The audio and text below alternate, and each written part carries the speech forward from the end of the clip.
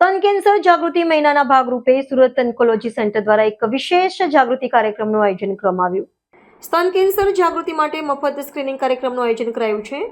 આ કાર્યક્રમમાં તમામ મહિલાઓ માટે મફત થર્મોગ્રાફી સ્તન સ્ક્રીનિંગની સુવિધા ઉપલબ્ધ કરવામાં આવી છે, જેની સામાન્ય કિંમત ₹5,000 છે. આ પગલું કેન્સર સ્ક્રીનિંગને વધુ સુલભ બનાવવાની દિશામાં મહત્વનો પ્રયાસ છે.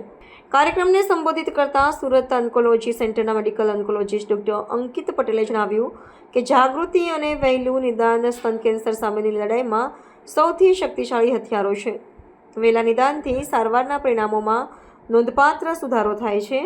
ડોક્ટર તનવીર મકસૂદ અને ડોક્ટર જય મહેતા જેવા વિશેષજ્ઞો પણ સચોટ નિદાન, આધુનિક સારવાર વિકલ્પો અને 40 વર્ષથી વધુ ઉંમરની અથવા પારિવારિક ઇતિહાસ ધરાવતા મહિલાઓ માટે નિયમિત સ્ક્રીનિંગના મહત્વ પર પ્રકાશ પાડ્યો. આ કાર્યક્રમમાં વિવિધ વયની મહિલાઓએ સક્રિય રસ દાખવ્યો અને સ્તન સ્વાસ્થ્ય પર ચર્ચા કરાઈ છે.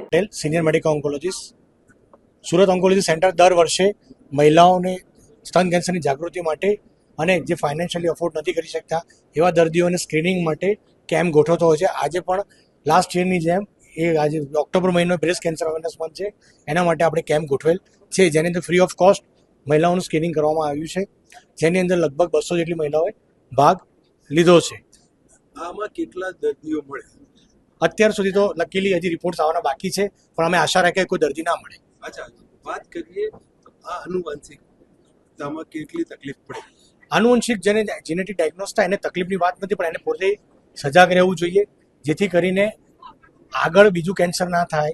આપણે શું પ્રિકોશન્સ લઈએ એ એને આઈડિયા હોય. જેમ કે કોઈ મમ્મીને હોય, આપણે રિપોર્ટ કરાવીએ અને પોઝિટિવ આવે કે ના આપણે પણ ભવિષ્યમાં કેન્સર થઈ શકે, તો નાની ઉંમરથી જ આપણે એના ટેસ્ટ કરાવી શકીએ. આનો રેશિયો વધવાના કારણો શું?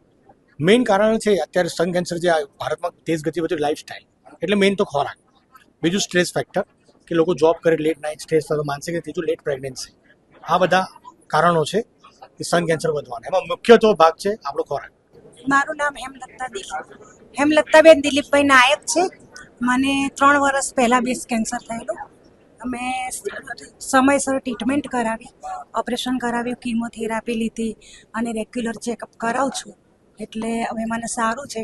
હમણાં હું 6 મહિના કેનેડા ફરી આવી મારી બેબીના ત્યાં. એટલે જેને આવું થાય એને તમે શું સંદેશો આપશો? એમ જ કહેવાનું કે ગભરાવાનું નહીં અને તમારે સમયસર દવાખાને જવાનું, ટ્રીટમેન્ટ કરાવવાની. તમે કોઈ પણ થેરાપી કંઈ પણ લો એમાં એટલું બધું એ નથી. લોકો તમને ગભરાવે કે કીમોથેરાપી લેવાથી આમ થાય, પણ એમાં જરા બી ગભરાવાની જરૂર નથી. એમ તો જો તમારો ફેમિલીનો સપોર્ટ હોય અને તમારું મનોબળ મજબૂત હોય તો તમને આ રોગમાંથી તમે બહાર આવી શકો છો. હું ડૉક્ટર કોમલ પરીખ છું. બેન, શું કહે છે? આપ પોતે ડૉક્ટર છો? હા, હું પોતે ડૉક્ટર છું. અને આપણે સ્તન કેન્સર થયેલું હતું કે અવેરનેસ કઈ રીતની મહેનત અને આ પરિણામ?